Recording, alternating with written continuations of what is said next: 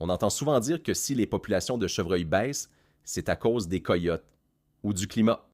Mais dans la vraie vie, c'est pas aussi simple que ça. La réalité, c'est que la situation est beaucoup plus complexe. Oui, la prédation, surtout par le coyote, joue un rôle important, mais ça s'analyse à grande échelle et sur une longue période, parce que malgré la présence des coyotes, il y a des secteurs où les populations continuent quand même de croître. C'est sûr que le coyote a un impact réel, surtout sur les faons. Sa présence rend les chevreuils plus vigilants, plus nerveux. Ils mangent moins longtemps, se déplacent différemment, puis ça peut influencer la survie des jeunes. Mais le nombre de faons qui survivent, ça dépend pas juste de ça. La qualité de l'habitat, l'utilisation du territoire par l'humain, la météo, la pression de chasse. Dans bien des régions, ces facteurs-là ont souvent un impact plus grand que la prédation elle-même.